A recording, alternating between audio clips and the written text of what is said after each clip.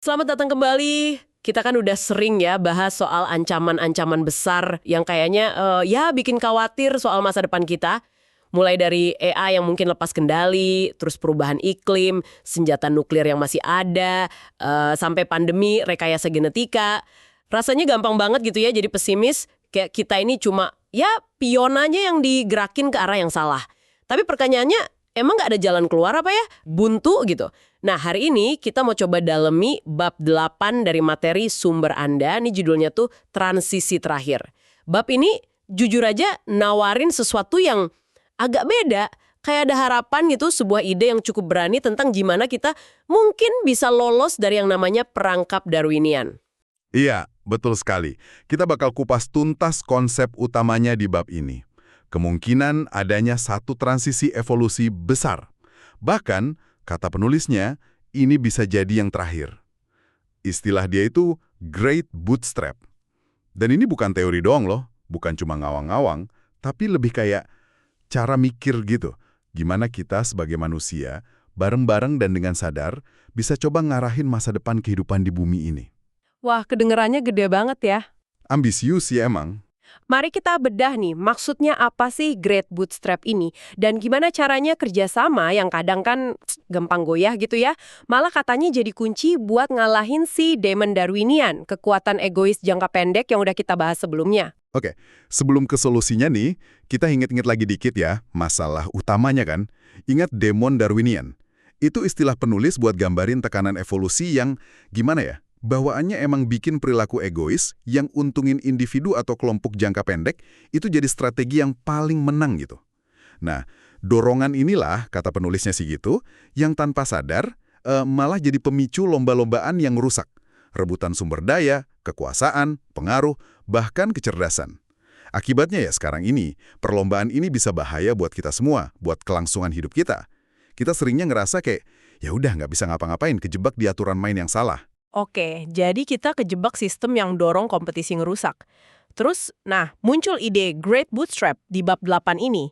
Dengar namanya aja udah kebayang ya, besar dan butuh usaha. Intinya apa sih ini? Kayak kita ngatur evolusi gitu. Nah, bener tuh poinnya. Penulis nggambarinnya bukan cuma nambah-nambah dikit, tapi lompatan yang beda banget. Semacam transendensi dari kondisi evolusi kita sekarang. Ini potensi buat transisi evolusioner besar yang terakhir. Kenapa terakhir? Soalnya tujuannya itu buat mutusin lingkaran setan antara kerjasama sama curang atau hianat gitu, yang udah jalan miliaran tahun gara-gara seleksi alam yang jalan sendiri. Nggak peduli nilai-nilai kita. Idenya, kita coba secara sadar ganti program bawaan bertahan hidup jangka pendek apapun caranya ala Darwin itu, pakai sistem operasi baru yang emang sengaja dibikin buat lebih mentinggi nilai-nilai inti yang kita sebagai manusia anggap penting. Kayak kesejahteraan, keadilan, keberlanjutan gitu-gitulah. Menarik, jadi ada usaha sadar buat nyetir arah evolusi ya. Terus kenapa disebut great atau besar? Bedanya apa sih sama transisi-transisi evolusi yang dulu-dulu? Misalnya dari sel tunggal ke organisme multiseluler atau pas munculnya masyarakat manusia. Pertanyaan bagus.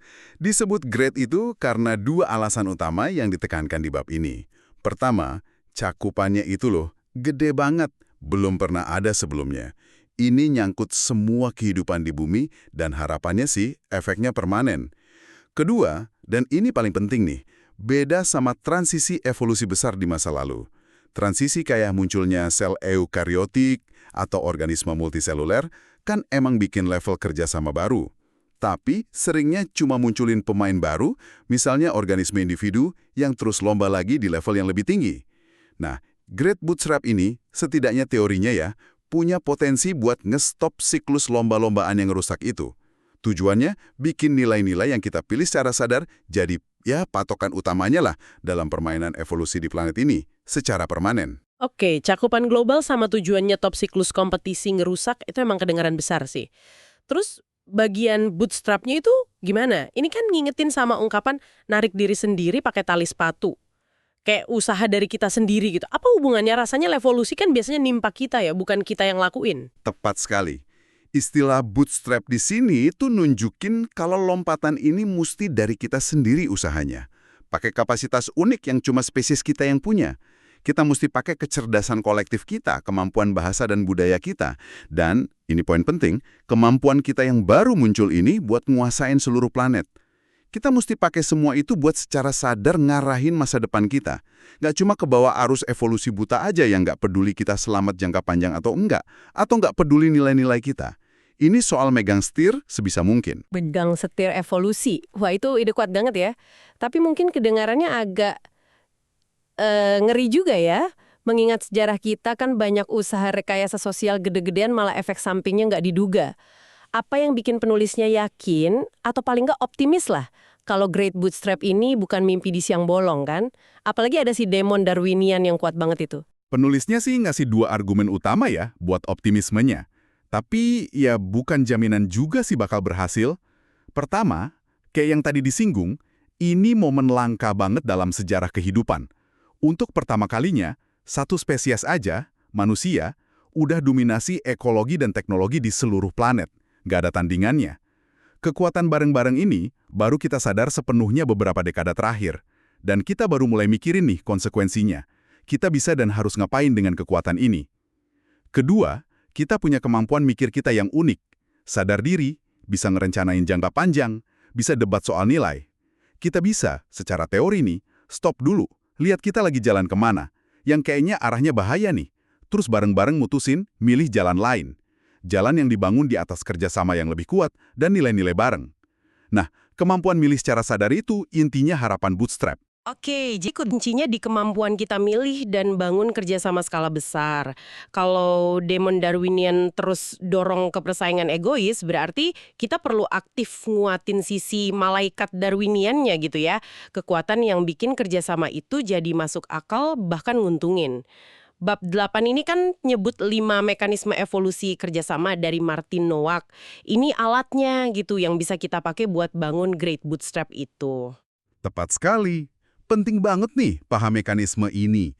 Karena ini ngejelasin gimana kerjasama yang seringnya kayak lawan arus seleksi alam individu bisa muncul dan bertahan. Mari kita lihat kelimanya, kayak yang dijelasin di sumber Anda. Pertama, ada seleksi kerabat, kin selection.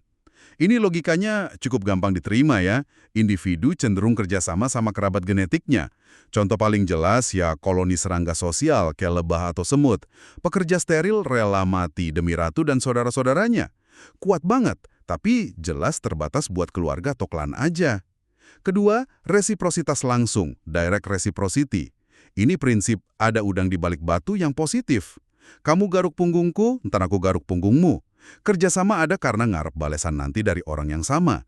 Contoh gampang, nolong tetangga pindahan, ngarep dia nolong kita lain kali. Ini oke buat hubungan dua pihak yang ketemu terus, tapi ya skalanya terbatas lagi, interaksi personal aja. Ketiga, resiprositas jaringan, network resiprositas. Kerjasama di sini tumbuh dalam struktur jaringan sosial. Orang cenderung lebih sering interaksi sama tetangga di jaringan itu. Kelompok yang kooperatif bisa bikin klaster yang saling dukung dan ngelindungin diri dari orang nggak kooperatif di luar. Kayak di komunitas yang erat atau gilda zaman dulu di Eropa. Lagi-lagi, ini cenderung lebih efektif di kelompok kecil yang stabil. Keempat, nah ini mulai buka kemungkinan skala lebih luas. Resiprositas tidak langsung, indirect reciprocity. Di sini, kerjasama didorong sama reputasi. Orang bantu orang lain bukan karena ngarep dibalas langsung sama orang itu, tapi karena perbuatannya dilihat orang lain dan bikin reputasinya bagus sebagai orang baik. Reputasi bagus ini bikin kemungkinan dia dibantu orang lain nanti lebih besar. Kayak kita kan cenderung lebih percaya sama orang yang dikenal dermawan. Sistem reputasi online ya walau belum sempurna, coba manfaatin ini juga. Kelima, dan ini juga relevan banget buat skala besar, seleksi multi-level selection, atau seleksi kelompok. Intinya, seleksi alam nggak cuma di level gen atau individu, tapi bisa juga di level kelompok. Kelompok yang anggotanya banyak yang kooperatif, yang bisa kerja bareng buat tujuan bersama, misalnya berburu, bertahan, mungkin bakal lebih sukses dibanding kelompok yang isinya orang egois saling sikut. Contohnya mungkin suku kuno yang kuat kerjasamanya ngalahin suku lain, atau perusahaan dengan budaya kolaboratif kuat ngalahin pesaingnya. Menarik sekali ya kelima mesin kerjasama ini.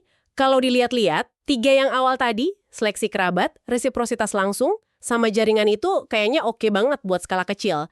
Keluarga, teman, komunitas lokal. Tapi rasanya gimana ya? Susah ngebayangin ini bisa jadi pondasi kerjasama global yang stabil, yang ngelibatin biliaran orang nggak saling kenal. Apa ini berarti fokus buat Great Bootstrap harus kedua mekanisme terakhir dong? Nah, Anda nyimpulinnya bagus banget.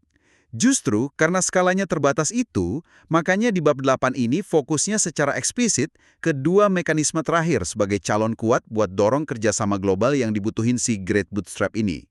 Seleksi multilevel sama resiprositas tidak langsung. Keduanya emang punya potensi buat jalan di skala yang jauh lebih gede daripada sekedar hubungan personal atau keluarga. Dan kayaknya penulis ngelihat dua mekanisme skala besar ini kayak nunjukin dua jalan atau pendekatan beda gitu ya buat menuju tata kelola global yang lebih kooperatif. Mungkin satu lebih ke pusat, satu lagi lebih nyebar. Tepat, kerangka yang dia kasih di bab ini nempatin dua mekanisme itu sebagai dasar buat dua solusi potensial yang bakal dibahas lebih dalam di bab selanjutnya. Seleksi multilevel, yang logikanya kelompok kooperatif bisa ngalahin yang enggak, itu secara alami bisa ngarah ke solusi yang cenderung lebih tersentralisasi. Bayangin aja muncul satu pemain global yang dominan banget, yang bisa bikin aturan main buat semua dan maksa orang nurut. Mungkin lewat monopoli kekerasan atau cara paksa lain. Ini fokusnya bab 9 nanti. Sebaliknya, resiprositas tidak langsung yang jalan pakai reputasi lebih ngarah ke solusi yang terdesentralisasi. Bisa jadi sistem reputasi global yang canggih, di mana individu, perusahaan, atau negara yang curang bakal dihukum sosial atau ekonomi sama peserta lain, tanpa perlu satu pusat kekuasaan. Nah, jalur desentralisasi ini yang dibahas di bab 10. Oke, dua jalur potensial. Sentralisasi pakai kekuatan kelompok atau desentralisasi pakai reputasi. Tapi, sebelum kita kejauhan nih, kayaknya ada peringatan penting nih di bab 8 ini. Semacam syarat mutlak lah, biar kedua jalur ini nggak malah jadi senjata makan tuan. Sesuatu soal ngukur-ngukur gitu. Penting banget, dan ini mungkin salah satu poin paling krusial dan ya, nusuk sih dari bab 8. Keberhasilan kedua jalur potensial ini, mau yang terpusat atau tersebar, ternyata bergantung banget sama satu hal dasar. Kemampuan kita buat bareng-bareng ngejelasin dengan gamblang dan ngukur dengan benar target keberhasilan yang tepat. Dan target ini haruslah nilai-nilai inti yang emang beneran kita pedulin bareng. Kesejahteraan, keadilan, keberlanjutan, dan lain-lain. Bukan cuma angka-angka gampang yang kelihatannya bagus, tapi sebenarnya nipu. Kalau kita salah nentuin dan ngukur apa yang penting, wah, kedua mekanisme kerjasama ini, seleksi multilevel atau resiprositas tidak langsung, malah bisa jadi demon Darwinian gaya baru, dorong kita ke arah yang salah dengan efisien banget. Di sini, hukum Goodhart itu jadi relevan banget. Pas sebuah ukuran jadi target, dia bukan lagi ukuran yang bagus. Contoh klasiknya, kalau kita cuma fokus ngejar PDB buat ukur kemajuan, bisa aja kita ngorbanin lingkungan, bikin kesenjangan makin lebar, atau nurunin kualitas hidup lain yang nggak kehitung angka. Jadi salah pilih ukuran bisa gagal total proyek Great Bootstrap ini. Wah, itu peringatan yang keras banget ya. Jadi, kalau kita coba rangkum inti bab-baban ini, kayaknya ini semacam panggilan buat sadar gitu. Kita diajak sadar kalau kita punya kemampuan unik, kecerdasan, kesadaran, dominasi planet, dan kita mesti pakai kemampuan itu secara proaktif buat ngelawan arus bawah evolusi yang selama ini sering bawa kita ke konflik dan kehancuran. Nggak pasrah lagi sama takdir evolusi. Apat sekali. Bab ini intinya ngegesin kalau kita sebagai spesies lagi ada di persimpangan jalan evolusi. Kita punya potensi yang belum pernah ada sebelumnya buat secara sadar ngedesain ulang, apa ya istilah penulisnya, lanskap kebugaran evolusi kita sendiri. Artinya, kita bisa coba bikin kondisi sosial, teknologi, dan aturan main di mana kerjasama skala besar dan jangka panjang jadi strategi yang lebih untung, lebih adaptif, dan lebih dihargai daripada konflik egois jangka pendek. Kalau kita berhasil nih, lompatan Great Bootstrap ini beneran bisa jadi transisi evolusioner terakhir dalam sejarah kehidupan di bumi. Kenapa? Karena kita berpotensi mutusin siklus kompetisi buta dan ngerusak yang udah dominasi panggung evolusi miliaran tahun. Kayak metafora penulisnya, abis nyampe puncak gunung tertinggi, nggak ada tempat lagi buat naik.